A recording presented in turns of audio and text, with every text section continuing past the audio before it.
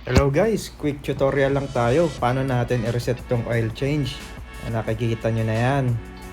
Diyan, ayan, sa panel. Kasi nag 1,000 na siya. So, nagpa-change oil na tayo sa kasa. Kaso, hindi alam ng mekaniko eh. So, tayo nang gagawa para gawa tayo ng tutorial.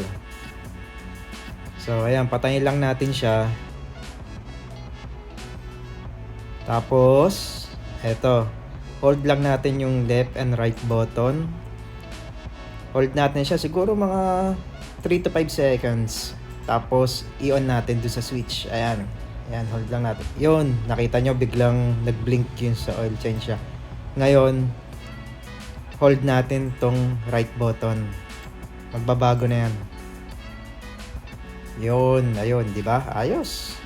Ganun lang kadali kung paano mag-reset ng oil change kapag nagpa-change oil na kayo at lumabas na yon. Okay, maraming salamat. Yun lang ang ating tutorial.